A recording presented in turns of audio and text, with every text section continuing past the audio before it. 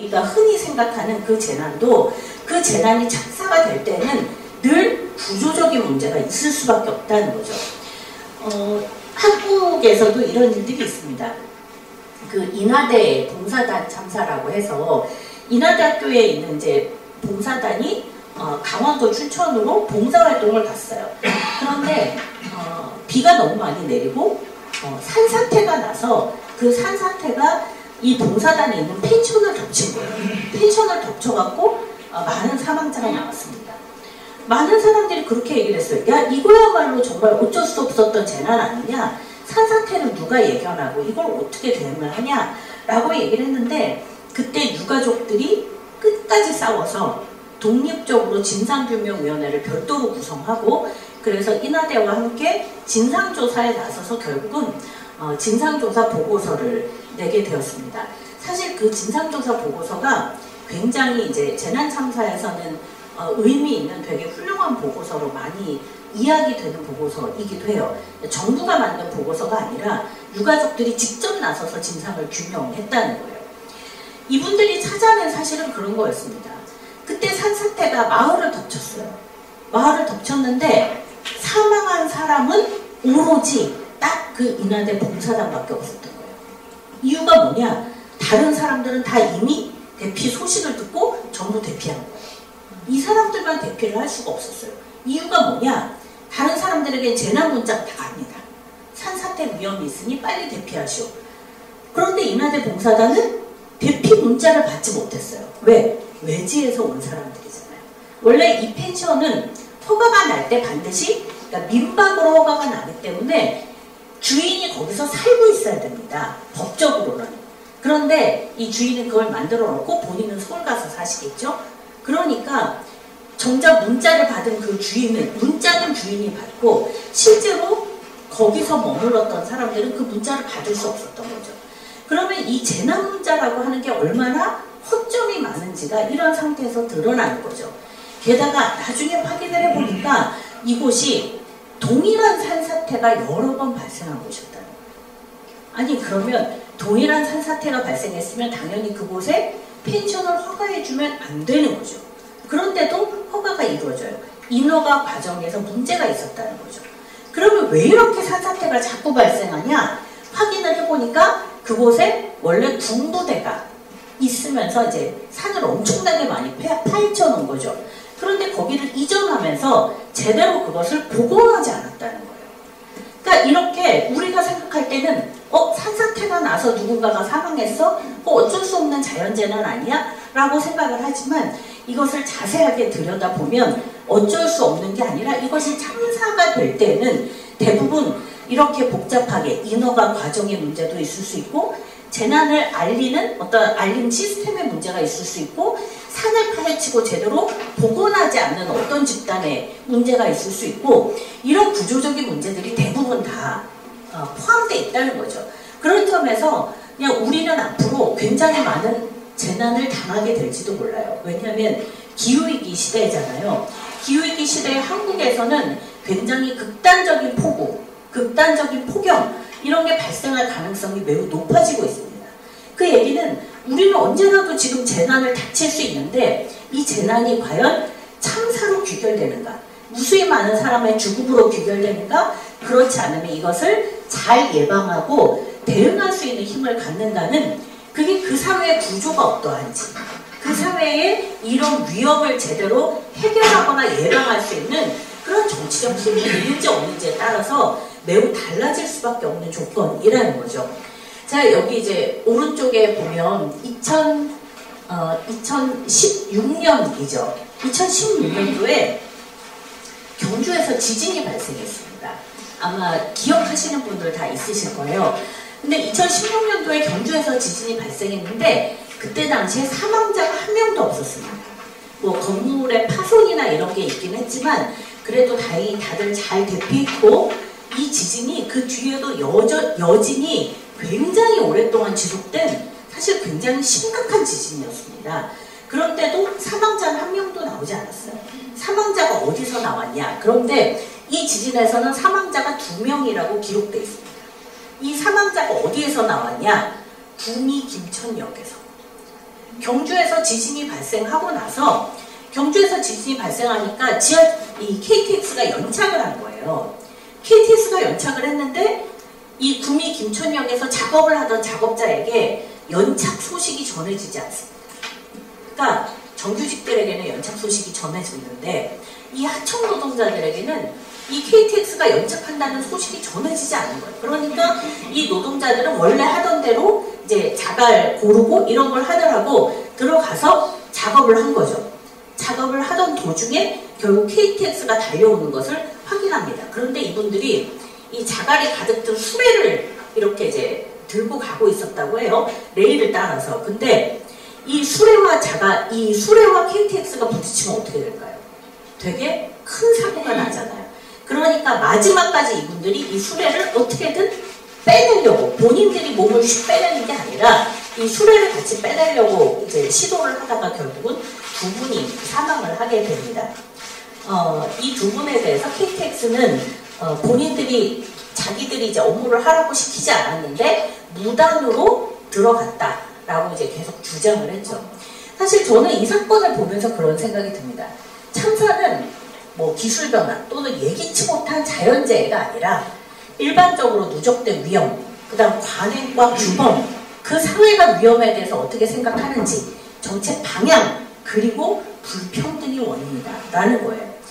이 지진이 발생했을 때 경주 시민들에게는 빨리빨리 피하십시오 라고 얘기를 하는 그 사람들이 연착하는 그 정보를 하청 노동자들에게만은 전하지 않는, 말 그대로 이런 구조적 불평등이 누군가를 사망에 이르게 만드는 그런 요소이기도 하다는 거죠. 저희는 그래서 단지 이제 자연재난이 많구나, 이건 어쩔 수 없구나가 아니라 그런 어떤 재난들이 참사가 되는 것, 그것은 반드시 구조적이고 정치적인 문제다라는 거를 먼저 이해하는 게 저는 대단히 중요하다고 생각을 합니다. 조금 더 설명을 드리자면 우리 사회가 너무 복잡하고 위험하다는 거예요. 사실 사회가 되게 복잡하잖아요. 우리가 그 교통사고 생각을 해보시면 알겠지만 그렇게 많은 차량들이 이 복잡한 시내를 막 질주를 합니다. 그런 상황에서 위험의 완전한 제거 사실 쉽지 않습니다. 아무리 우리가 교통질서를 잘 지키고 신호체계를 잘 만들고 도로를 이렇게 안전하게 하려고 노력을 하더라도 그것은 위험을 줄이는 것이지 위험을 완전하게 없애는 건 실은 불가능합니다. 그래서 이런 복잡하고 예측 불가능한 사회에서 위험의 완전 제거는 불가능한데, 그러나 적어도 위험을 최소화하거나 또는 피해를 최소화할 수 있는 방법은 있다는 거죠. 그러니까 완전히 없앤다는 어렵지만 그래도 어떻게 피해를 최소화할 거냐, 어떻게 조금이라도 더 안전하게 할 거냐가 중요한 문제죠. 그런데 이걸 하려면 비용이 든다는 거예요. 비용이 그냥 드는 게 아니라 아주 많이 들죠. 뭐 여러분들도 아시겠지만 현장에서 어쨌든 위험을 최소화하기 위해서는 굉장히 많은 안전장치를 해야 됩니다. 비용이 들죠. 도로를 안전하게 만들기 위해서도 신호체계도 잘 만들어야 되고 도로의 구조도 바꿔야 되고 당연하게 비용이 듭니다. 비용이 드니까 어떻게 해요? 어떤 나라는, 어떤 사회는, 어떤 정치는, 어떤 기업은 그래 비용이 많이 드는데 이걸 어떡하지? 고민하면서 비용을 들이는 대신에 차라리 그 위험을 수용하자라는 결정을 하게 된다는 거예요. 그래서 위험을 수용해버리는 관행과 제도, 쉽게 얘기하면 뭐 그렇게 위험하겠어? 이런 것도 일종의 관행이잖아요. 그리고 어쩌다가 한두 명이 죽어? 어쩔 수 없지. 그 다음 위험? 다 외주화해. 위험한 업무 외주화해. 이런 게 다 비용을 들이는 대신에 위험을 수용하거나 또는 이것을 인정하는 관행, 제도, 정책인 거죠. 이렇게 되면 어떻게 됩니까? 사회 전체의 위험이 증가하는 거죠. 사회 전체의 위험이 증가하면 어떻게 됩니까? 많은 사람들이 위험하니까 이 위험으로부터 안전하기 위해서 각자 도생을 하게 되는 거죠. 어떤 사람은 그래서 위험한 물을 남에게 떠넘기게 되고, 어떤 사람들은 작은 차를 타면 죽을지 모르니까 좀 더 비싼 차, 좀 더 튼튼한 차, 뭐 이런 거를 사려고 하게 되고, 결국은 이게 뭐냐, 약자들의 경우에는 이렇게 위험을 홀로 회피할 수 있는 자원이 없어요. 그러면 어떻게 될까요? 위험이 떠넘겨지는 거죠. 그래서 보통 위험과 안전은 구조적이고 정치적인 문제라고 하는 이유는 그 사회가 이 위험을 어떻게 대응하느냐에 관한 문제도 있지만 결국은 이 위험이 어떻게 약자들에게 떠넘겨지는가에 관한 문제이기도 하다는 거예요. 즉 불평등의 문제라는 거죠. 그래서 위험을 수용할 것인지 또는 누구에게 떠넘길 것인지, 떠넘기더라도 특별히 어떤 사람들에게 이것을 떠넘길 것인지를 결정하는 게 실은 대단히 정치적인 행위라는 거죠. 그런 점에서 저는 위험과 안전은 구조적이고 정치적인 문제다라는 걸 우리가 먼저 전제해야 된다는 거예요. 어쩔 수 없고 이건 재난이고 이런 문제가 아니라 이것을 제대로 최소화하기 위한 노력을 기울이기 위해서 자원을 어떻게 배분할 거냐, 불평등을 없앨 거냐, 어떻게 예방할 거냐, 이것을 우리 사회가 만들어 나가는 힘이 있을 때야 그래야 그 사회가 안전해지는 거다.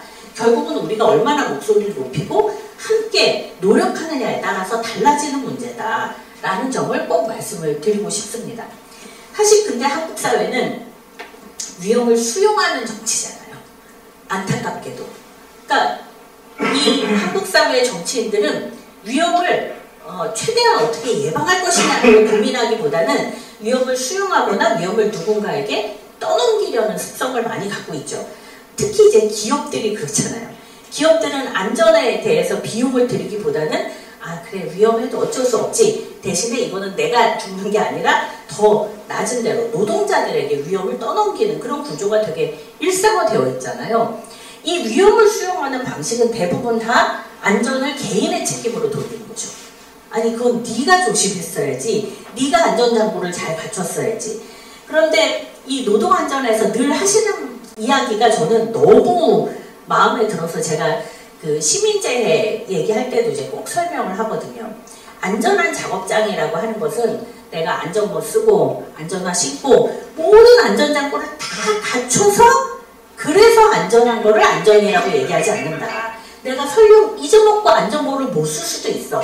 그리고 어쩌다가 너무 문제가 돼서 안전 작업화가 이상해서 안전화를 못 신었을 수도 있어. 그러나 그런 순간에조차도 안전한 것이 바로 작업장의 안전이다 라고 이야기를 하잖아요. 즉 이게 개인의 책임이 아니라는 거죠. 사람은 누구라도 다 안전모 안 쓸 수도 있고 물론 이제 쓰기 위해서 우리가 노력을 하지만 그렇지 못한 순간에조차도 안전하게 만들기 위해서 노력한다. 이게 이제 우리 노동자들이 노동안전 활동을 하는 중요한 이유이잖아요. 즉 개인의 책임으로가 아니라 이 회사가 어떻게 이 개인들을 안전하게 보호할 것이냐에 대한 관점으로 간다는 거죠. 그런데 이 정부는 이거를 개인의 책임으로 돌리는데 굉장히 익숙하다는 거예요. 그래서 이태원 참사 딱 발생하니까 뭐라고 얘기를 해요. 그러게 왜 그렇게 모이래? 그러게 왜 위험한데 그렇게 가? 이게 다 개인의 책임으로 돌리는 거죠. 우리가 생각할 때는 사람은 누구라도 축제를 즐길 수 있어야 되고 사람은 누구라도 사람 많은 곳에 갈 수 있어야죠. 사람이 설령 사람이 많은 곳에 위험하게 갈지라도 안전한 것, 그게 바로 정부의 책임인 건데 이 정부는 그게 아니라 개인의 책임으로 끊임없이 이것을 돌리려는 시도를 하고 있다는 거죠. 그래서 저는 이제 한국 사회는 진짜 안전권이 없다 이렇게 생각을 하는데요. 두 번째는 또 이 정부는 안전이라고 얘기를 하면 솔직히 여러분들도 안전이라고 얘기를 하면 옛날에 우리 머릿속에 뭐냐면 주로 통제, 그래서 뭐 이렇게 위험한 길로 가지 마시오, 뭐 이거는 이거에 따르시오 라고 통제하는 거를 중심으로 생각해요. 사실 이 정부도 안전이라고 얘기를 하면 안전에 대한 책임은 안 지면서 통제에 대한 권리는 자신들이 있다고 생각해요. 그래서 이 통제를 지키지 않은 당신들이 문제다 라고 간주하는 거죠.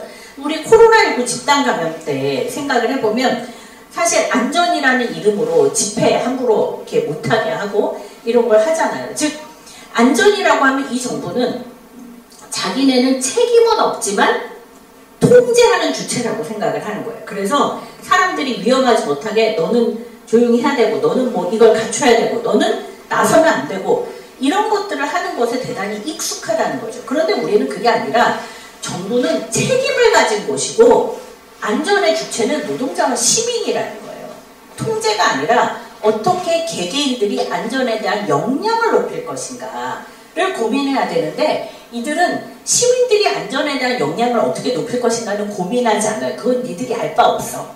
우리가 위험에 대해서 어디가 위험한지 알려주세요. 그런 걸 왜 알아야 돼? 경찰이 시키는 대로 하면 돼. 라고 얘기한다는 거죠. 그래서 이런 정부가 자기네는 책임은 없지만 주체이고 그래서 개인들을 대상하고 통제하는 방식을 택하죠. 게다가 이런 위험들은 앞서 말씀드렸던 것처럼 재난약자에게 위험을 떠넘기고 집중시키는 그런 양상을 갖죠. 요즘에 이제 수해 때문에 이게 신림동 반지하 그 앞에 이제 놓인 꽃 사진인데요. 사실 신림동 반지하 그 사망 사건을 보면서 폭우가 어쩔 수 없지만 결국은 한국 사회에서 점점 더 기후위기로 인해서 폭우가 잦아질 때 이런 반지하에 사는 사람들의 생명이 얼마나 위험한지를 우리는 확인할 수 있었죠. 그러니까 일상적으로 주거권이 온전하게 보장되지 않는 사람들이 이런 위험에서는 훨씬 더 위험해지는 그런 양상인 거잖아요. 코로나19에 대해서도 많은 사람들이 이제 코로나19도 일종의 사회적 재난인데 그 사회적 재난이 모든 사람에게 평등하게 그러면 문제를 아냐 그렇지 않다는 거예요. 코로나19 그 실태조사를 보니까 코로나19로 인해서 임금과 노동 조건이 하락한 사람들은 주로 하위 50%에 해당하는 사람들. 대부분이 하위 50%에 해당하는 사람들은 임금과 노동 조건이 굉장히 급격하게 악화되었다는 것을 확인할 수 있어요.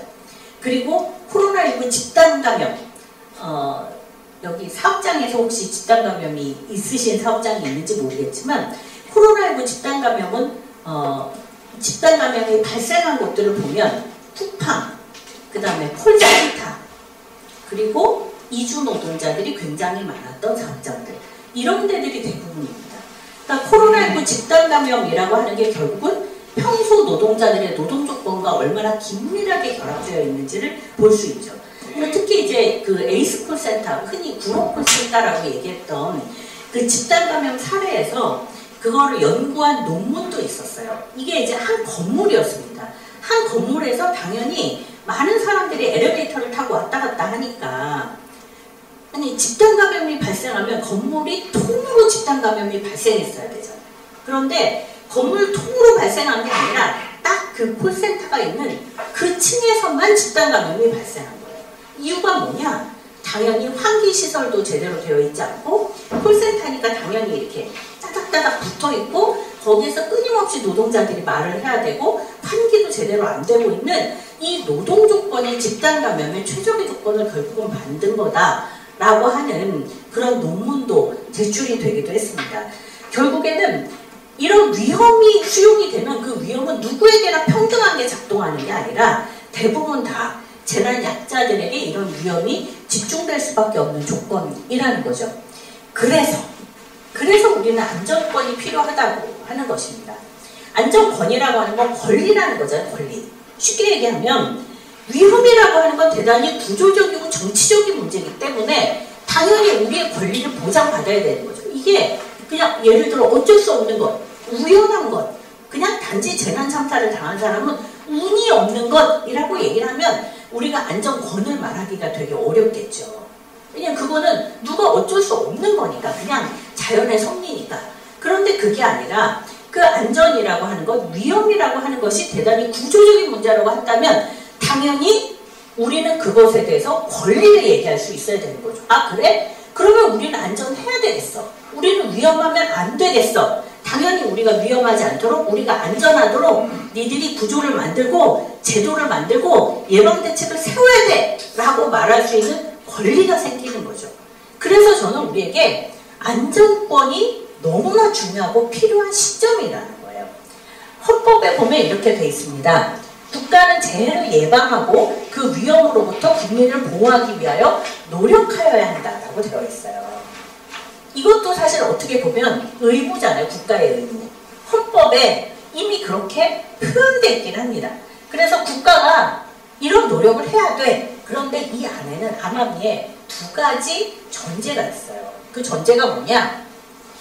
국가는 재해를 예방하고 그 위험으로부터 국민을 보호하기 위해 노력하여야 한다는 건 국가가 하기가 좀 어려운 문제일 수 있어. 쉽게 얘기하면 이건 어쩔 수 없는 일이야. 그러니까 의무가 아니라 최대한 할 수 있는 만큼 해 라고 하는 게 암암리에 표현되죠. 게다가 여기에 주어는 국가라는 거예요.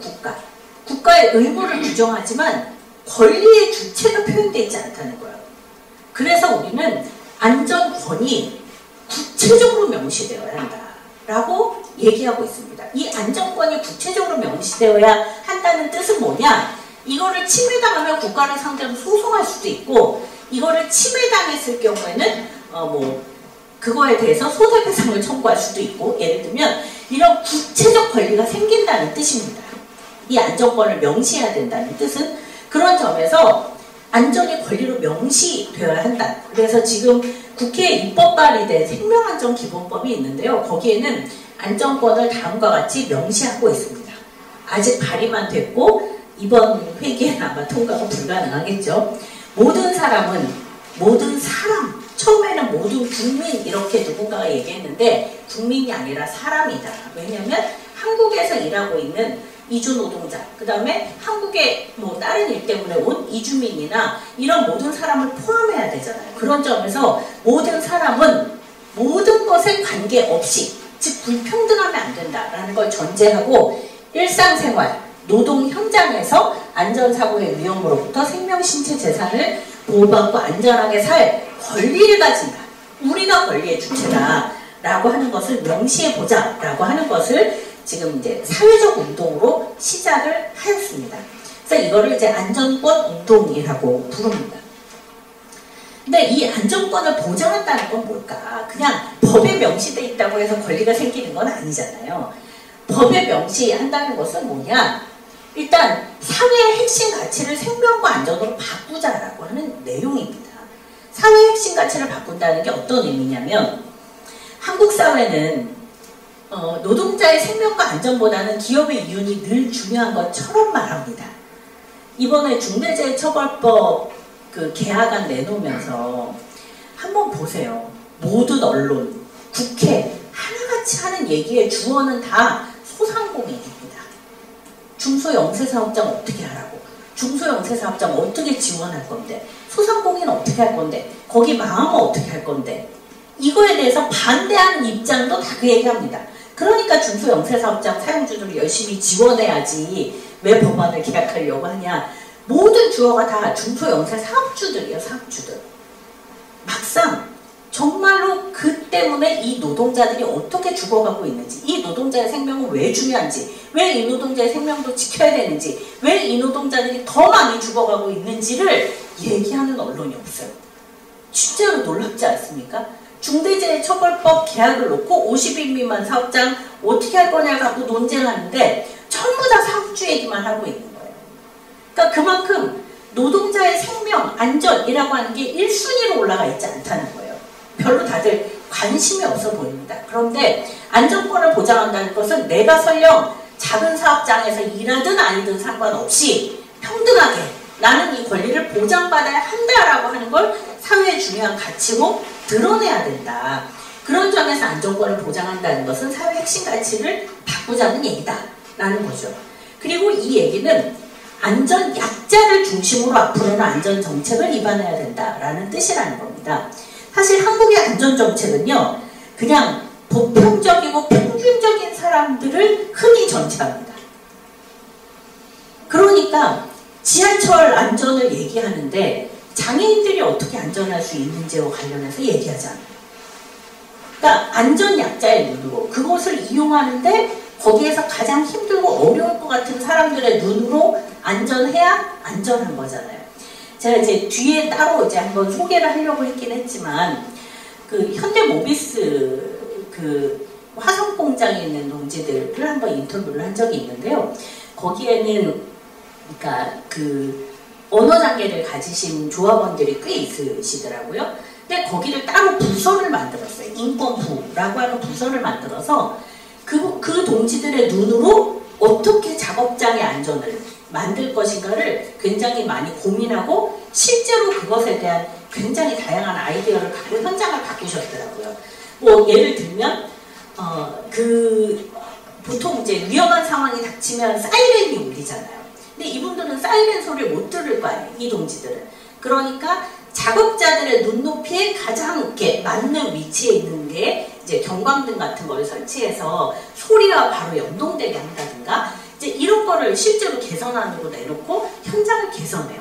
그러니까 우리가 흔히 생각하는 그냥 누구라도 다 이런 상황에서는 쉽게 대표할 수 있겠지가 아니라 그럴 수 없을지도 모르는 그런 노동자의 눈으로 어떻게 작업장을 개선할 건가를 고민하고 들여다보는 거거든요. 즉 모두의 안전이기 때문에 당연히 가장 안전에 취약한 사람의 눈으로 어떻게 안전정책을 만들 것인가를 고민하는 방식으로 바꾸자라는 거죠. 그리고 시민과 노동자는 안전의 대상이 아니라 주체다라고 하는 점은 아까 말씀을 드렸고, 안전권을 보장한다는 것은 안전권이라고 하는 건 안전할 권리가 있다라고 하는 건 흔히 예방만 생각하지만, 이때의 안전권이라는 건 예방만이 아니라 혹시라도 그래도 사고가 발생할 수 있잖아요. 사고가 발생했을 때 사고가 발생한다는 건 뭐예요? 내 권리를 침해당한 거잖아요. 내 권리를 침해당한 거기 때문에 그 침해당한 권리를 제대로 회복하기 위해서 어떻게 인권적으로 수습하고 대응할 거냐, 그리고 안전권을 침해당한 피해자의 권리를 어떻게 보장할 거냐가 따라 나오게 되는 권리라는 거죠. 그래서 많은 분들이 요즘에 이제 여러분들도 얘기 많이 들어보셨을 거예요. 피해자의 권리를 많이 얘기합니다. 사실 노동자들은 그동안 열심히 투쟁해서 이 피해자의 권리를 조금씩이라도 확보하기 위해서 많이 노력해왔죠. 그러니까 예를 들어 현장에서 사고가 발생했어요. 그래서 일을 못하게 돼요. 그럼 어떻게 합니까? 일단 산재보험을 통해서 이 노동자의 생계가 유지되죠. 그리고 다시 이 노동자가 현장에 복귀할 수 있어야 되죠. 물론 현실에서는 이게 잘 작동하지는 않지만 그래도 법이나 여러 제도를 통해서 이 노동자에게 훼손된 이 권리를, 안전의 권리를 다시 회복하도록 만들기 위한 그런 장치를 만들기 위해서 이 선배 노동자들이 엄청 열심히 싸워왔고 지금도 싸워온 거잖아요. 그런데 이상하게 사회적 재난에서는 이게 제대로 작동하지 않습니다. 그러니까 피해자가 권리가 없는 거예요. 피해자가. 근데 피해자에게 권리를 주어야 한다는 것은 이 피해자가 뭐 불쌍한 사람, 힘든 사람 이래서가 아니라는 거예요. 우리가 계속 피해자의 권리를 얘기하는 이유는 모든 사람은 안전해야 되는데 이게 우리의 권리인데 이거를 침해당해버렸다는 거예요. 누군가가 어떤 권리를 침해당했으면 어떻게 해요? 다시 그 권리를 회복해야 될 의무가 있는 거잖아요. 사회도 그런 의무가 있고 정부도 그런 의무가 있는 거죠. 그래서 그 침해당한 권리를 다시 회복해야 된다는 의미에서 피해자들에게 권리를 보장해야 되는 거고, 그런 점에서 회복의 의무가 있다는 거죠. 그래서 지금 이제 많은 재난 참사의 피해자들이 지금까지는 그거를 본인들이 그냥 감내해 왔어요. 그러나 세월호 참사 이후에 피해자들이 본격적으로 권리를 말하기 시작합니다. 우리에게 권리가 있어. 왜 권리가 생기냐? 내 권리를 침해당했기 때문에 이것의 회복을 위한 권리가 생긴다는 거예요. 그래서 이 회복을 위한 우리의 권리를 말하기 시작한 거죠. 그래서 우리는 진상규명에도 참여해야 되겠다. 그래야 우리가 회복할 수 있으니까. 우리는 우리의 피해에 대해서 제대로 지원을 받아야 되겠다. 내가 진상규명하거나 수습하거나 애를 써야 되는데 지금은 도저히 직장을 다닐 수가 없어. 그럼 이거에 대해서도 니네가 책임져. 또는 피해자들이 같이 목소리를 내고 모여서 데모도 열심히 해야 되겠어. 그럼 이것도 우리의 권리죠. 왜? 회복을 해야 되니까요. 그러기 위해서라도 니들이 당연히 그러면 모일 시간도 내놔야 되고 우리가 모일 수 있는 공간도 내놔야 돼. 이런 거를 피해자들이 드디어 얘기하기 시작한 거죠. 사실은 노동자들은 굉장히 오래전부터 이것을 위해 싸워왔는데 이제 사회적 참사에서는 이제서야 피해자의 권리가 얘기되기 시작하고 있습니다. 이번에 이제 오송참사 제가 오늘 오전에 다녀왔다고 말씀드렸잖아요. 오전에 이제 가서 초기에 오송참사 대책위원회 만들고 가장 첫 번째 한 일이 그거였대요. 피해자분들을 이제 모았는데 피해자분들이 다 모이긴 모였는데 뭘 어떻게 해야 될지 몰라서 이제 하고 있을 때 그때 이제 여기 피해자 권리 매뉴얼이라고 이게 이제 몇 년 전에 이 피해자 권리 매뉴얼 작업을 이제 함께 했거든요. 4.16 재단에서 이 매뉴얼 작업을 함께 했던 분이 내려가서 가족분들에게 설명을 한 거죠. 우리에게 우리가 지금 이런 걸 요구하는 건 이기적인 거나 이런 게 아니라 당연한 우리의 권리입니다. 안전해야 될 우리의 권리를 침해당한 것에 대해서 우리가 목소리를 내는 겁니다. 라고 얘기를 하면서 이제 우리에게 어떤 권리가 있는지를 설명을 하셨는데, 그날 정말 피해자들이 완전히 마음이, 그러니까 그 전까지는 너무 속상하고 열받고 어떻게 해야 될지 모르고 그러나 되게 위축되어 있고, 이런 상황에서 아 그렇구나, 우리에게 권리가 있구나, 우리가 이 권리를 목소리 높여서 얘기해야 되는구나, 이게 굉장히 큰 힘이 됐다, 제일 중요한 힘이었다라고 얘기를 하시더라고요.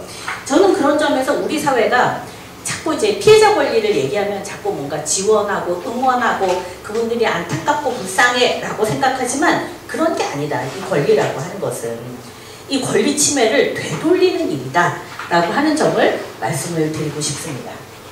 이게 이제 가장 기본적으로 재난과 참사는 이런 권리라는 것, 안전권이라는 것은 이런 것이다 라고 말씀을 드린 건데요.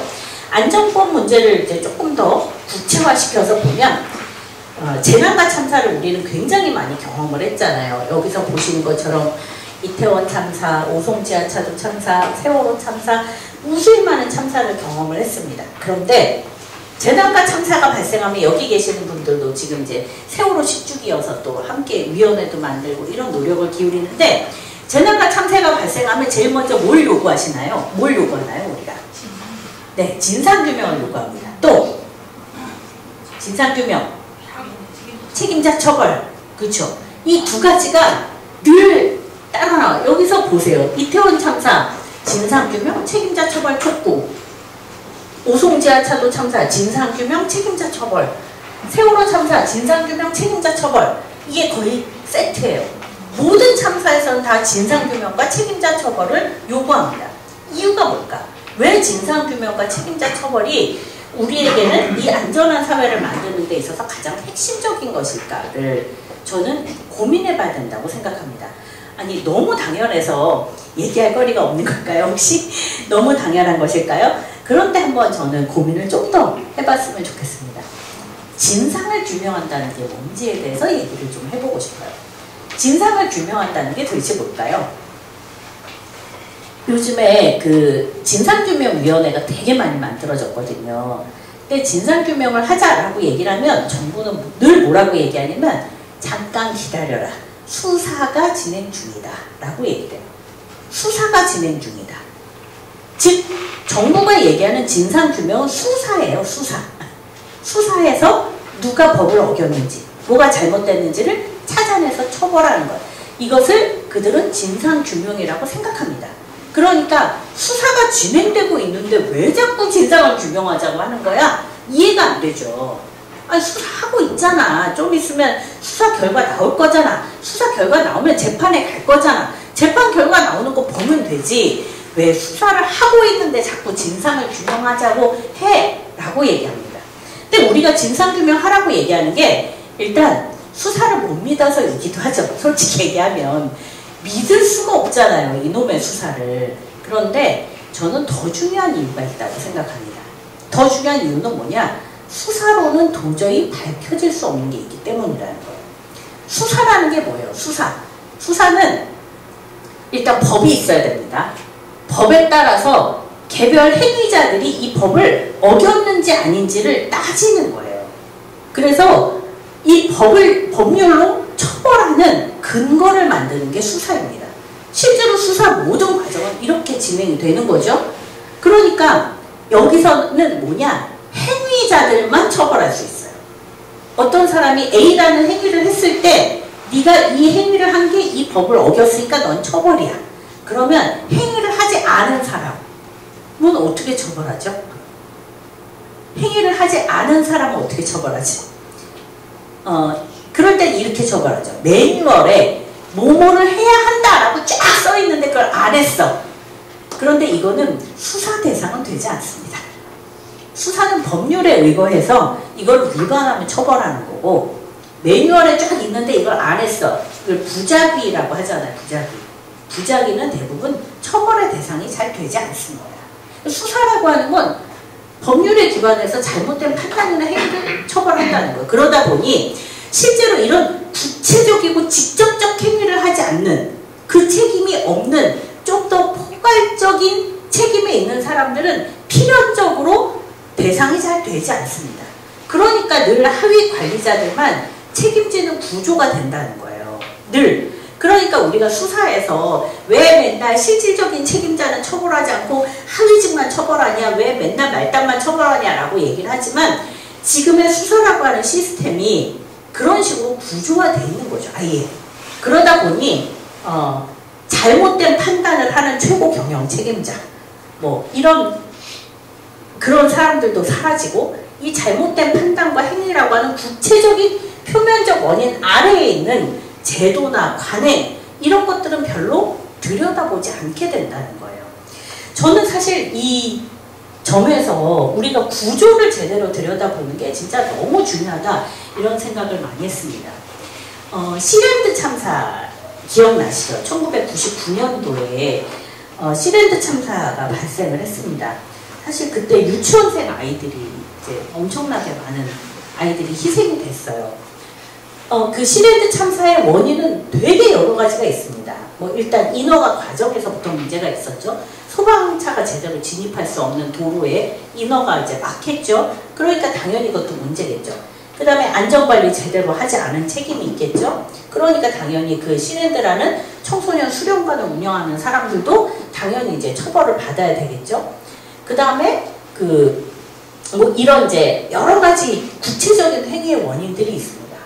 그런데 그때 당시에 경찰의 발표로는 모기불이라고 이제 주장을 했고요. 모기향이라고 주장을 했고 실제로 모기향인지 아닌지는 알 수 없다가 현재까지 확인된 사실인데 어쨌든 화재가 발생했습니다. 근데 이 화재를 급격하게 키운 거는 샌드위치 패널이었다라고 얘기를 해요. 샌드위치 패널이 유독가스를 내뿜잖아요. 그러니까 도무지 빠져나올 수 없이 대부분의 사람들이 지식해서 사망하는 그런 상황이 됩니다. 그런데 샌드위치 패널이 그 당시에는 불법이 아니었다는 거예요. 건축법에 없어요. 그러면 샌드위치 패널을 사용했다는 것만으로 처벌할 수가 없습니다. 그렇죠. 실제로 가장 핵심적인 원인인데 그런 가장 핵심적인 원인이기 때문에 그냥 진짜로 어쩔 수 없는 건 나머지 부차적인 문제를 가지고 사람들을 처벌하게 되죠. 그러면 그 다음에 우리가 해야 되는 일은 뭡니까? 샌드위치 패널을 사용하지 못하게 해야 되는 거죠. 그런데 그 뒤에도 이 샌드위치 패널을 건축법상 못하게 하려는 시도는 번번이 좌절됩니다. 왜? 가장 싼 값에 쓸 수 있는 건축물이잖아요. 그러니까 번번이 좌절되다가 결국 이거를 사용하지 못하게 만든 거였다. 난연제를 사용하도록 만든 게 2014년이었습니다. 2014년에 온 이유는 뭐냐? 2018년도에 혹시 기억하실지 모르겠지만 이천에서 냉동물류창고 화재 참사 발생했죠. 40명 사망했습니다. 그때도 이 샌드위치 패널의 유독가스가 또 문제가 됐죠. 그때도 막 사회적으로 문제가 되고 이거 없애야 된다 이런 얘기 많이 했는데 다들 관심 안 가졌죠. 사회적으로 잘 안 바뀌었어요. 그러다가 마우나 리조트 사고가 또 발생합니다. 그래서 2014년에 마우나 리조트에서 눈이, 거기는 이제 화재 참사는 아니었고 눈이 너무 많이 이제 쌓여서 결국 지붕이 그거를 못 이기고 내려앉아서 그래서 이제 거기에서 있던 사람들이 이제 또 대거 사망한 그런 사고가 또 발생합니다. 이러니까 야 이거 샌드위치 패널은 정말 문제가 있는 것 같다. 그래서 2014년도에 가서야 드디어 이제 이 샌드위치 패널을 이제는 사용하지 못하게 하자. 그리고 반드시 난연자를 사용하게 하자. 이렇게 이제 법이 바뀌기 시작합니다. 2015년이었군요. 이렇게 바뀌기 시작하는데 문제는 새로 지은 건물에만 해당할 거 아니에요. 과거의 것은 여전히 해당 사항이 없게 되는 거죠. 그러니까 우리가 아직도 기억하고 있는 그 2018년도에 인천공단에서 발생했었던 세일산업이라고 하는 곳에서 화재 참사가 발생해서 그때도 한 8, 9명 사망을 했었죠. 노동자들이 빠져나오기 전에 유독가스가 발생해서 결국은 이제 빠져나오지 못한 상태로 사망을 했습니다. 저는 그때 그 세일산업의 사망사고를 보면서 되게 끔찍하다는 생각을 많이 했어요. 제가 사실 천안 아산 지역은 어떤지 잘 모르겠는데 저희가 이제 월담이라고 반어시아 공단에 있는 노동자들을 만나는 활동을 함께 하거든요. 근데 이 반어시아 공단이 진짜 그렇게 돼 있습니다. 이 널따른 공장에 옛날에는 그래도 규모 있었던 공장들이 다 빠져나가면서 이 공장을 다 쪼개가지고요 임대를 줍니다. 다 쪼개서 작은 공장들이 여러 개가 들어와 있는 거예요. 그래서 지금 이제 공단에 가보면 엄청 큰 건물 하나에 공장이 한 수십 개가 들어와 있는 거예요. 쪼개서. 그럼 어떻게 쪼개겠습니까? 가운데를. 그쵸. 이렇게 가벽 같은 거 세울 거 아니에요. 샌드위치 패널 같은 거 막 세우죠. 그래서 그때 그 세일산업 딱 보면서 와 이거는 반도시장 공단 같은 데에 화재 참사 벌어지면 이거 정말 대책이 없겠구나 이런 생각을 많이 했습니다. 근데 이거 2015년 이후에만 작용하는데요. 그럼 그 이전에 발생한 일들은 도대체 어떻게 해야 되는 걸까? 그 이전의 건축물은 어떻게 해야 되는 걸까? 이런 게 되게 고민이 됩니다. 1999년에 시랜드 참사가 발생했을 때 우리 사회가 좀 더 이 구조적인 문제를 바꾸기 위해서 노력을 했다면 어떻게 보면 그 이후의 참사들은 막을 수 있었을지 모르겠지만 그거를 제대로 이런 구조적인 원인들을 들여다보지 못하면 참사는 계속 발생한다는 거예요. 그런 점에서 진상을 규명한다는 건 구조에 주목한다는 뜻이기도 하다는 거예요.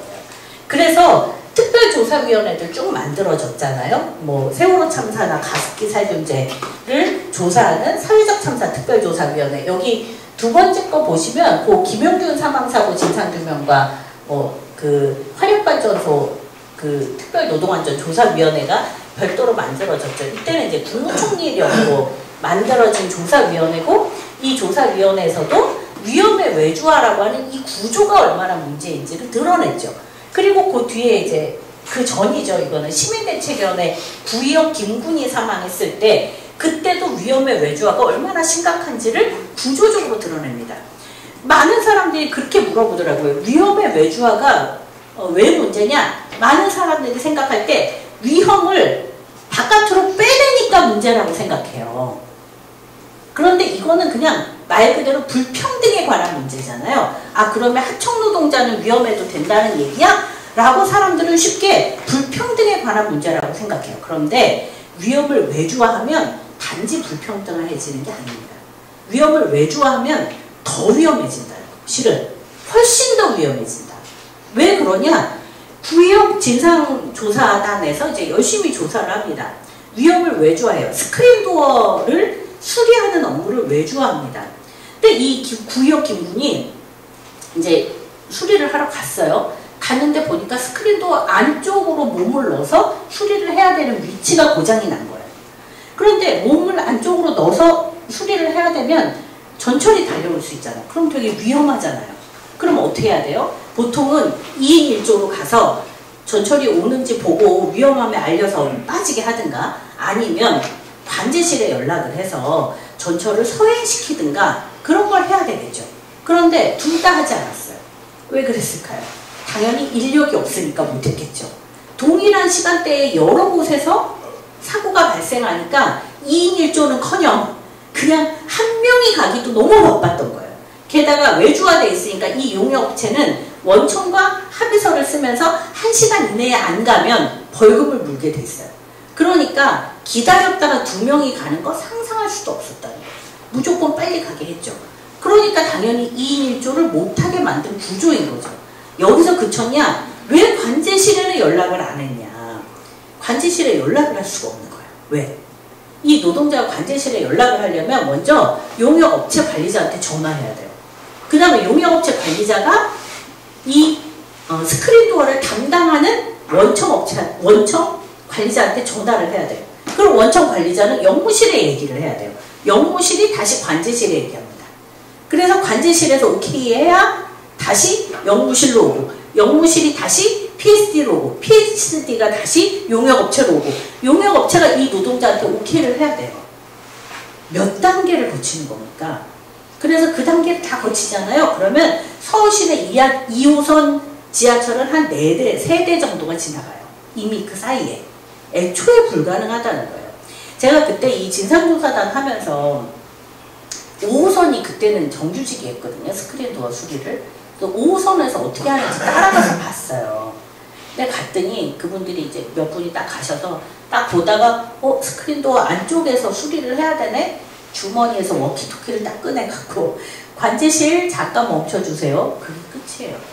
저는 그거 보고 그때 그날 밤에 진짜 잠을 못 자겠더라고요.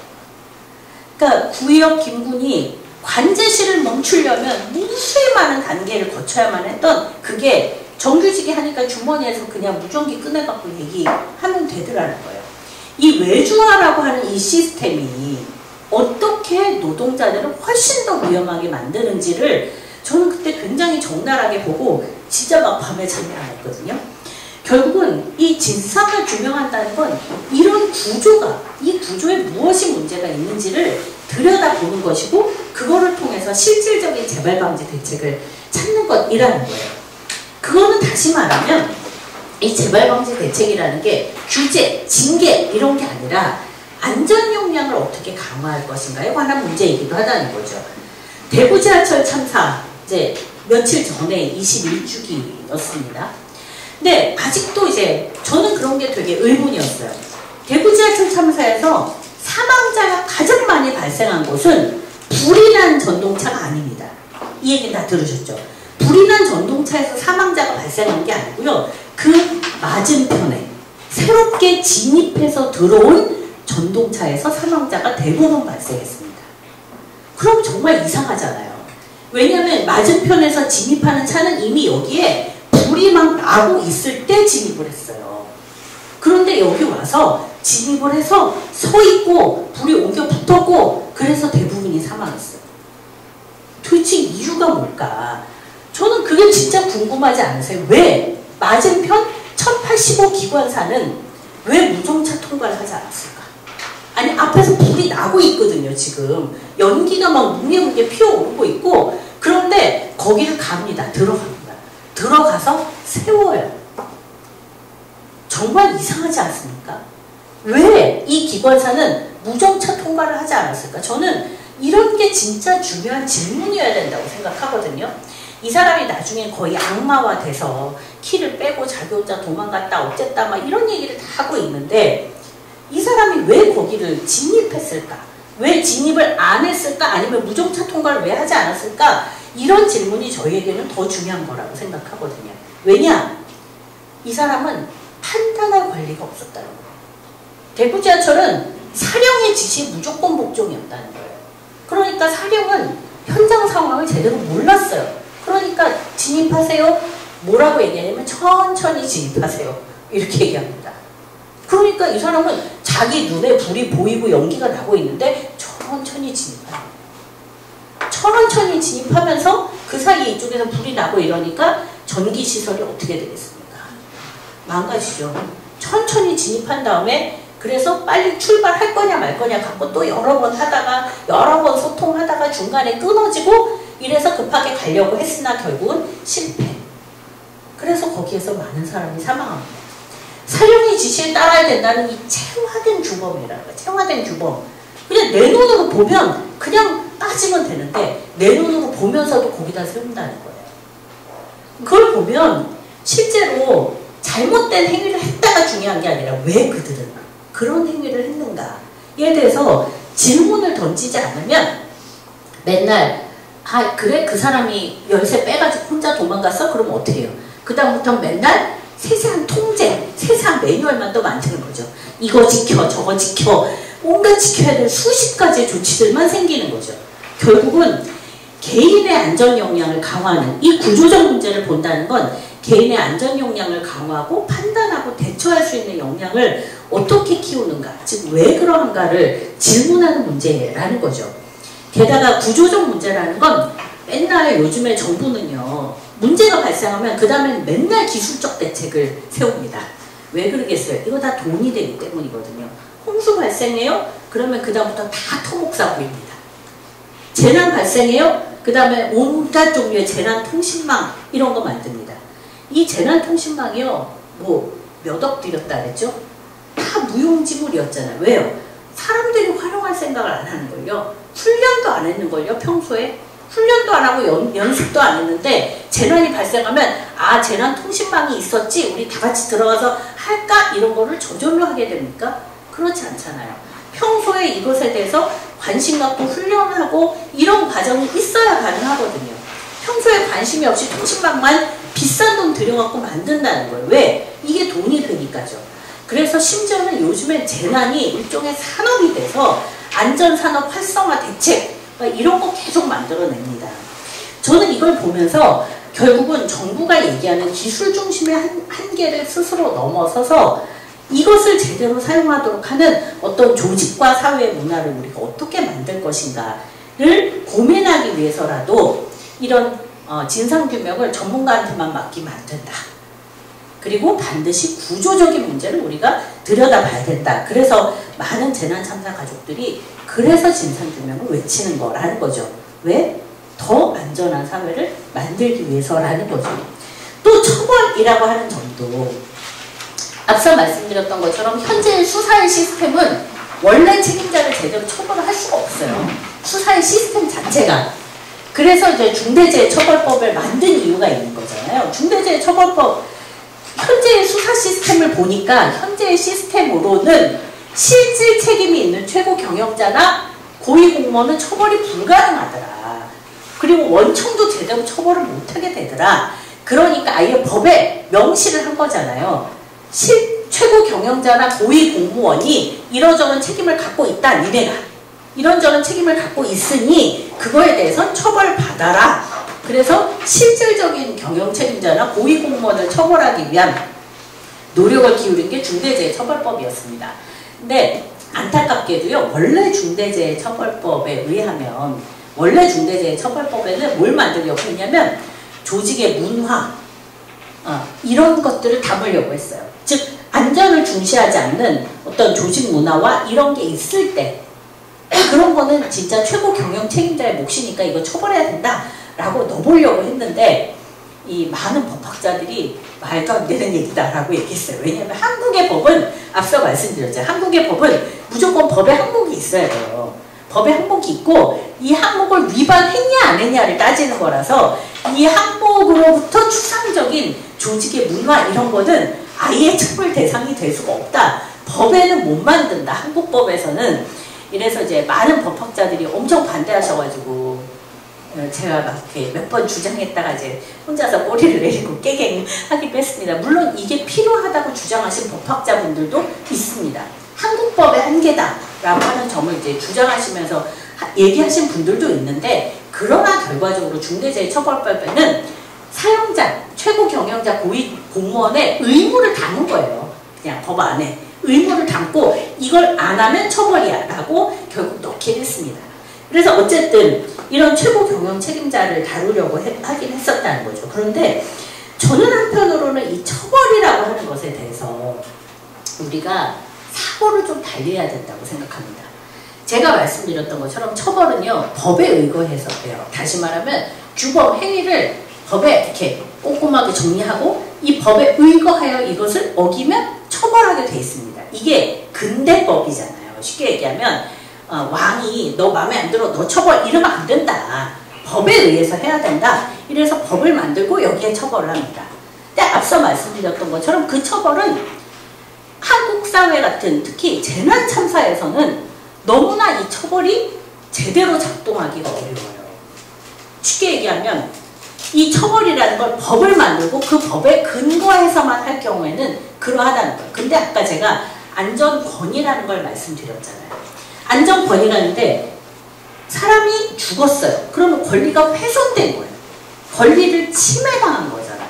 그럼 이 권리를 어떻게 다시 회복할 거냐라고 하는 회복적 관점이 대단히 중요하다는 거죠. 그래서 특히 이제 뭐 예를 들면 국제인권규범을 이야기하시는 분들은 아까 얘기했듯이 법에 대응하여 처벌하는 이런 근대법적 철학 말고 새로운 규범이 필요하다라는 얘기를 해요. 즉 누군가가 권리를 침해당해서 자신의 권리를 훼손당했다면 그것을 회복하기 위한 방안으로서의 처벌이 필요하다.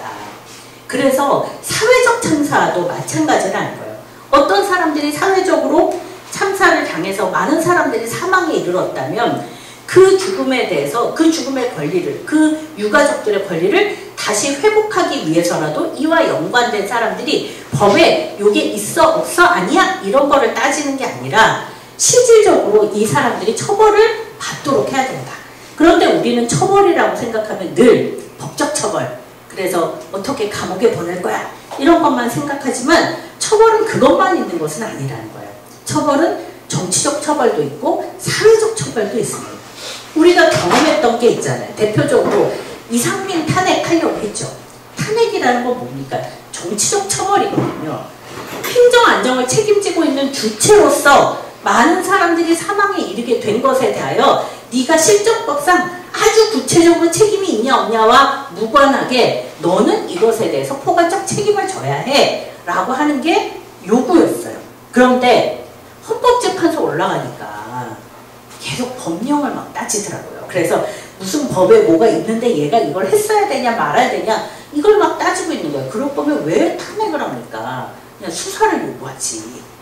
사실 탄핵을 요구하는 건 법에 있냐 없냐, 네가 이걸 어겼냐 아니냐가 핵심이 아니잖아요. 이것에 대해서 어떻게 정치가 제대로 책임을 지게 할 거냐가 핵심적인 문제의식이었는데 헌법재판소 그다음 저쪽 국민의 정부 이런 사람들은 다 나와서 우리 법 위반 아니다 이런 얘기만 열심히 하고 있더라는 거죠. 그리고 헌법재판소가 그거를 수용하더라는 거죠. 그런 걸 보면서 한국 사회는 아 진짜 정치적 처벌이 아직도 이렇게 어렵구나 이런 고민을 많이 했습니다. 그래서 사회적 처벌을 하는 사례들도 있잖아요. SPC 파리바게뜨가 노동자의 죽음을 방치했을 때 어떻게 합니까? 많은 사람들이 불매운동을 하잖아요. 그거는 법적 처벌과 무관하게 노동자들의 죽음을 방치하는 파리바게뜨라고 하는 그 기업에 대해서 우리 사회가 용인하지 않겠다라고 하는 선언이라는 거죠. 일종의. 그런 점에서 저는 우리가 처벌이라고 할 때 꼭 사법적 처벌만이 아니라 앞서 말씀드렸던 것처럼 사법적 처벌의 구조도 좀 바뀌어야 되겠지만 그러나 사법적 처벌을 넘어 정치적이고 사회적인 처벌도 할 수 있도록 우리가 조금 더 힘을 모아가는 게 필요하겠다라는 생각이 들었습니다. 또 하나는 앞서 말씀드렸듯이 재난과 참사에서 진상규명, 책임자 처벌, 그리고 추모와 애도가 있습니다. 왜 추모하고 애도할까요? 그 사람들이 너무 불쌍하고 안타까워서? 그런 건 아니라는 거예요. 우리는 모두가 다 연결되어 있는 존재라는 겁니다. 우리 사회가 하나의 사회를 구성하고 있어요. 근데 앞서 말씀드렸듯이 모두가 위험한데 사회적 위험이 구조적으로 있는데 그 위험이 흘러 누군가에게 집중되어 있는 거예요. 우리가 추모하고 애도한다는 것은 우리 모두가 그 죽음에 영향을 받는다는 뜻이고 그 과정을 통해서 공동체를 다시 회복하는, 즉 이렇게 기울여져서 누군가에게 위험을 집중시킨 이 공동체를 다시 회복하고 이 구조를 변화시키자는 의지의 표현이라고 저는 생각합니다. 그런 점에서 추모하고 애도하는 걸 어떤 감정적으로 안타까운 문제를 좀 넘어설 필요가 있죠. 그래서 이태원 참사에서 왜 그들이 이태원 사고라고 부르는가? 그리고 왜 저렇게 이름도 없는 그런 추모를 빨리 잽싸게 하고 끝내려고 하는가? 자꾸 잊게 하려고 그러는 거잖아. 그러나 생명안전공원을 만든다든가, 이제 오른쪽은 그 베를린에 있는 그 유태인 학살과 관련한 이제 추모공원인데요. 그냥 베를린 시내에 한 이렇게 공간에 이렇게 떡 있습니다. 그러니까 많은 사람들이 가까이 있는 공간에서 이것을 끊임없이 기억하고 들여다보게 하는 것, 그것이 얼마나 중요한지를 얘기하는 것이라는 거죠. 결국은 우리가 이제 그런 점에서 안전권을 보장한다는 것, 그리고 한편으로는 특정한 재난과 참사가 발생했을 때 진상규명, 책임자 처벌, 추모와 애도를 이야기하는 것이 어떤 의미인지에 대해서 말씀을 드렸습니다. 마지막으로 말씀드리고 싶은 건 우리가 재난과 참사의 대응의 주체를 확장해야 된다는 거예요. 여기 계시는 분들은 노동안전 문제는 다 자기 문제라고 생각해요. 근데 재난과 참사는 자꾸 연대한다고 얘기해요. 뭔가 노동조합이 연대하는 일이다. 연대한다는 건 왠지 내 문제라기보다는 저 다른 사람들의 문제를 내가 이렇게 힘을 보탠다 라고 생각해요. 그러나 저는 재난과 참사의 문제가 연대하는 문제가 아니라 노동자 모두의 과제가 되어야 되는 거다, 이런 생각이 듭니다. 앞서 말씀드렸던 것처럼 위험은 매우 복합적이에요. 기술 중심으로는 통제가 불가능해요.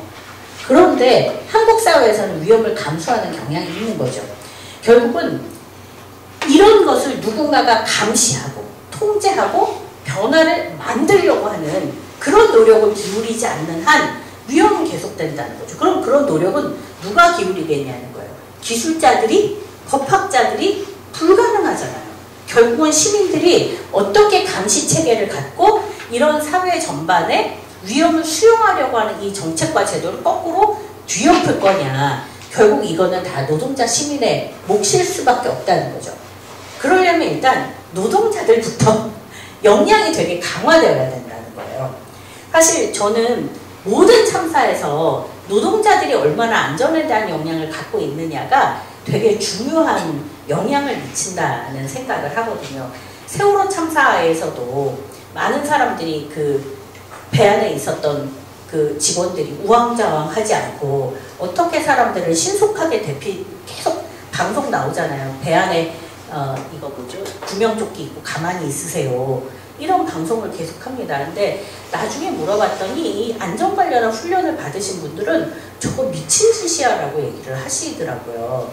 왜냐면 물이 들어올 때 구명조끼를 입고 안에 있는 건 그건 굉장히 큰일 날 일이고 원래부터가 다 훈련을 할 때도 구명조끼를 입으면 위로 올라가 있게 하고 안에 있을 때는 구명조끼를 입지 않고 이런다는 거예요.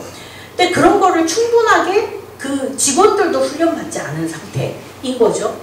사실은 노동자들이 안전에 관한 역량들이 되게 강화되면 그러면 굉장히 많은 부분들을 우리 스스로가 또 대응할 수 있습니다. 그런데 이 모호한 상황에서 구체적인 행동과 의사를 결정해야 될 때는 결국은 얼마나 많이 경험하고 훈련했느냐가 되게 중요하죠. 97년도에 대한항공 감에서 이제 사고가 발생했는데 굉장히 많은 사람들이 사망했죠.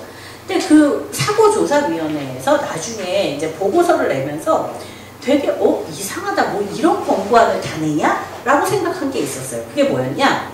앞으로 기장과 부기장은 영어를 써라. 앞으로 니네는 좀 영어로 써? 이런 권고를 낸 거예요. 그래서 이게 도대체 무슨 권고지? 라고 생각했는데 이게 왜 그러냐? 부기장은 왜 존재하냐? 기장이 잘못된 판단을 할 때 그거를 제어하기 위해서 존재한다는 거예요. 기장이 이상한 판단하면 부기장이 이거 아닌 것 같습니다. 하지 맙시다. 이런 얘기를 해야 되는데 한국은 상명하고 질서가 너무 철저하다는 거예요. 기장이 하면 부기장이 끽소리를 못한다는 거예요. 그러니까 니네는 이 반말부터 해야 된다. 이 존댓말 쓰는 거 이거 정말 문제다. 그러니까 영어로 다 말해 차라리. 그래서 명확하게 노 하거나 이거 안 된다 라고 제어할 수 있는 그런 힘을 좀 키워. 이게 이제 여러 권고 중에 하나였다는 거죠. 저는 그거 보면서 되게 깜짝 놀랐거든요. 결국은 구체적인 행동과 의사를 결정해야 되는데 그 조직 문화가 어떻게 영향을 미치는지를 보여주는 거죠. 우리 노동자들이 일상적으로 발언하지 못하고 대응하지 못하면 결국 위험이 가중된다는 얘기잖아요. 결국은 어떻게 노동자들에게 권한이 있어야 되는가, 그리고 노동자들이 어떻게 훈련하는가, 결국 각종 위원회 노동자들이 참여해야 되고 정보를 제대로 알아야 되고 안전 인력을 확보하게 해야 되고 예비 설비를 갖추게 해야 되고 그거에 대해서 우리 노동자들이 권한이 있어야 되고 이런 훈련들이 무엇보다도 중요한 문제인 것 같다. 그리고 안전 대응을 지금까지는 다 정부의 몫이라고 생각했다는 거예요. 정부가 해. 우리는 그냥 정부가 잘해라 이것만 해요. 정부가 잘해라가 아니라 실은 시민들이 직접적으로 목소리를 내고 잘 할 수밖에 없도록 만들고 이러기 위해서는 열심히 데모를 하는 것도 중요하지만 앞서 말씀드렸듯이 안전 역량을 스스로 키우면서 정부의 잘못된 행위를 우리 스스로가 제어하는 힘도 대단히 중요하다는 거죠. 여기 이제 맨 왼쪽에 보시면 그 아이쿡 재단학교 리더학교라고 보이실 거예요. 2021. 이게 뭐냐면 앞서 말씀드렸던 대로 2016년에 경주에서 엄청난 지진이 발생을 했어요. 제가 그때 당시에 이제 경주에 계신 분들 나중에 얘기를 들어보니까 여진이 계속 발생하고 여러 번 흔들리고 이러니까 학생들도 학교에서 또 여진이 발생하면 이제 잽싸게 훈련도 하고 막 되게 많이 일상생활에 영향을 많이 미쳤더라고요. 근데 정부가 아무것도 안 했다. 진짜로. 지진이 발생했다는 경보만 계속 울렸다는 거예요. 그러니까 많은 시민들이 이제 고민합니다. 그러면 우리 앞으로 어떻게 해야 되지? 그래서 결국은 그때 당시에 아이투를 중심으로 3명이 직접 일본에 가서 진짜 이 경주 시민들이 직접 일본까지 가서 어떤 식으로 대응해야 되는가 대응 매뉴얼 학습하고 이거 가지고 와서 매뉴얼을 별도로 만들고 자체적으로 이분들이 만들어서 이거를 시민들한테 보급하고 훈련하고 이런 걸 다 하신 거예요. 그러다가 포항에서 지진이 발생했잖아요. 그러니까 이분들이 포항까지 건너가서 또 포항에 그런 필요한 일들을 같이 공유하고 이런 작업들을 해왔던 거죠. 사실은 이런 시민들이 모여서 목소리를 내는 것, 정부에게 압박하는 것, 이거 너무나 중요하다고 생각하는데 동시에 또 우리의 역량들을 어떻게 키울 거냐 또 대단히 중요한 문제인 것 같아요. 최근에 지역재난방송을 공동체 라디오들이 준비를 하고 있습니다. 왜냐하면 정부의 재난방송은 사회적 약자를 고려하지 않아요. 이를테면 안산에서 재난 문자가 계속 옵니다, 요즘에. 그랬는데 이주 노동자들이 또는 이주민들이 너무 괴롭답니다. 왜냐? 아무리 오래 살아서 한국말이 능숙하신 분들도요, 재난 문자는 되게 어렵거든요. 왜냐면 평소에 사용하는 단어들이 아니잖아요. 무슨 말인지 모르는 뭔가 긴급한 문자가 계속 와요. 그러면 어떻게 했어요? 엄청 불안하겠죠. 그래서 이분들이 되면 그 재난 문자를 각 나라의 언어로 번역해서 보내는 작업을 하시거나 이런 작업을 합니다. 위험 상황이 닥쳤을 때 정말로 안전약자들이 있어요. 안전약자라는 거고 몸이 불편한 노인과 어린이만 얘기하는 게 아닙니다. 아까 말씀드렸듯이 그 인천 인하대 봉사단처럼 외지에서 온 사람 그리고 한국말이 능숙하지 않은 사람 어떤 분들은 혼자서 저 멀리 혼자 이렇게 꼭대기에 사시는 분이 있을 수 있잖아요. 그럴 때 다 대표할 때 그럼 그 사람은 어떻게 해야 되지? 말 그대로 안전약자의 눈으로 바로 우리 동네의 눈으로 이런 분들을 보호할 수 있는 그런 장치나 방식들은 어떤 것이 있을까를 스스로 고민하고 연구하고 만드시는 분들이 있습니다. 사실 이거는 당연히 정부가 해야 되겠죠. 정부 보고 해라! 라고 요구를 당연히 해야 됩니다. 그러나 동시에 우리 스스로가 또 그런 공동체적 힘을 어떻게 만들어 나갈 것인가도 대단히 중요한 문제라는 거죠. 결국은 안전에 대해서 시민들이 어떻게 참여할 것인가가 대단히 중요한데요. 안전에 대한 시민 참여 구조라는 게 전문가가 참여하거나 시민을 동원하는 방식이 아니라 안전에 대해서 우리가 함께 고민하고 경험이 축적돼 있는 노동자와 시민들과 어떻게 논의 구조를 갖게 만들 것인가에 관한 문제라고 생각합니다. 그러려면 당연히 일단 위험과 안전에 대한 정보를 공유하도록 해야 되겠죠.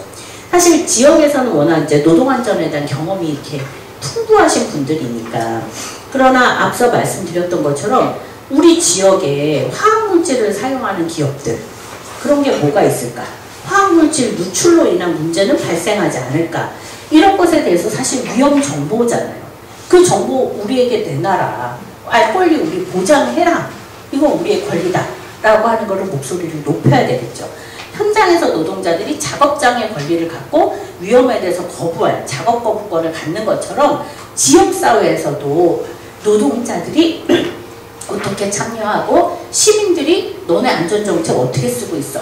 위험한 상황이 닥쳤을 때 너네 어떤 식으로 시스템 운영해? 우리가 그거 알아야 되겠다. 제대로 통제하고 관리해야 되겠다. 관심 가져야 되겠다. 이런 거를 우리 스스로가 노력하고 목소리를 내는 게 지금은 매우 중요한 시기가 아닐까라는 생각이 들었습니다. 너무나 다행히도 지금은 피해자들이 안전주체로 역할을 많이 하고 계세요. 이제 한국 어린이 안전재단의 경우는 시랜드 그 참사에서 사망한 분의 이제 유가족이 만들기도 했는데요. 그 예를 들면 어린이 카시트 있잖아요. 어린이 카시트 규격 만든 거 다 이분들이 노력해서 만든 겁니다. 우리 잘 모르잖아요. 그런 거. 실제로 그런 노력을 이분들이 다 기울여서 만들었어요. 대구 지하철 참사 이후에 정부는 사실 그런 노력 기울이지 않았는데 유가족들이 계속 목소리를 내면서 지금은 모든 서울시내 지하철은 다 불연제 쓰거든요. 그러니까 거기는 불이 나도 불에 탈 게 없어요. 다 지하철 전체를 불연제로 만듭니다. 그거 다 대구 지하철 참사 유가족들이 목소리를 내서 실제로 그렇게 만들어낸 겁니다. 그렇게 변화를 시켜내고 있어요. 그리고 산재 피해 가정 네트워크 다시는 우리 충남에서 동지들이 정말 열심히 함께 투쟁했던 김용균 노동자를 비롯해서 많은 분들이 다시는을 만들어서 지금은 굉장히 많은 노력을 기울이시죠. 그래서 산안법 개정뿐만 아니라 중대재해처벌법을 만들어내는 과정도 이분들이 다 단식해가면서 만들었던 과정이잖아요. 그래서 이런 피해자들의 노력으로 실제로는 변화들이 더 많이 생겨나고 있습니다. 그래서 이런 주체들이 점점 확장되고 있다는 거죠. 그래서 우리가 이제는 좀 해볼만 하다 이런 생각이 듭니다. 그런 점에서 뭐 정부는 다 기업 가축 뭐 못하게 하고 안전을 경제발전 패러다임 안에다 넣고 있지만 그러나 이제는 안전을 이제는 좀 공동된 의제로 한번 올리자 우리가 그런 목소리를 높여보자 그런 점에서 생명안전기본법이라는 걸 한번 만들어보자 라는 제안을 했습니다. 즉 정부와 기업은요 저절로 바뀌는 일은 없다는 거예요. 중대재해처벌법을 왜 만들려고 합니까? 저절로 바뀌지 않기 때문인 거죠. 그래서 법으로 강제해 보려고 하는 거죠. 그런 것처럼 안전에 대한 가치, 정부 책임, 원칙 이런 걸 다루는 기본법을 만들자라는 운동이었습니다. 이 안에 법안의 내용에 보면 이런 게 들어있어요. 안전권을 명시하고 또 하나는 안전영향평가 같은 걸 해서 쉽게 얘기하면 지금은 규계위라고 해서 규제개혁위원회가 노동자들이 열심히 노력해서 법을 딱 만들면 그 규제개혁위원회가 이거 기업에 대한 규제인데 이러면 또 법이 막 흐지부지 돼요. 그런 것처럼 우리는 거꾸로 하자. 쟤네들이 막 법을 만들어. 그럼 안전영향평가를 해서 이 법과 이 제도는 뭔가 우리의 안전에 위해를 끼치는 것 같은데? 라고 하면 다시 바꾸시키고 이런 것도 좀 한번 해보자. 그래서 안전영향평가 제도도 만들고 피해자의 권리를 보장하는 것 그리고 시민사회의 참여를 보장하는 것 위험과 재난에 대해서 알 권리를 보장하는 것 그리고 앞서 말씀드렸듯이 독립적인 조사기구의 구성과 권한을 통해서 구조적인 원인도 좀 함께 파악하는 것 이런 내용을 담은 법을 좀 만들어 보자. 그래서 생명안전기본법 제정운동이 이제 시작되었습니다. 이번 회기 때 법안을 통과를 못 시켰기 때문에 아마 22대 국회에 이제 또 어쩔 수 없이 올려야 되겠지만 그때는 우리 노동자 시민들이 같이 목소리를 내서 이 법안을 꼭 바꿨으면 좋겠는데요. 그러려면 지금 피해자 단체들이 점점 모이고 있잖아요. 그래서 재난피해자 권리센터라고 하는 걸 만들었습니다. 피해자들이요. 실제 굉장히 많은 전국의 재난참사 피해자들이 모였습니다. 그리고 또 하나는 먼저 역량을 축적한 노동조합이 있잖아요. 우리는 노동조합에게서 엄청 많이 배워야 된다라고 다들 얘기를 하고 있거든요. 그리고 시민들이 최근에는 일상의 여러 공간에서 아까 보셨던 것처럼 문제 제기를 하고 대안을 마련하기 위해서 노력하는 시민들이 있습니다. 이제는 이렇게 함께 모여야 된다는 거예요. 함께 모여서 생명안전기본법을 만들 뿐만 아니라 서로 안전에 대한 역량을 구축하면서 정부가 함부로 노동자와 시민의 생명을 함부로 하지 못하도록 변화시키는 그런 데에 함께 나섰으면 좋겠다는 생각입니다. 위험사회에서 생명안전사회로의 전환 여기 계시는 노동자 동지들과 시민들이 함께 나설 때 가능합니다. 네, 감사합니다.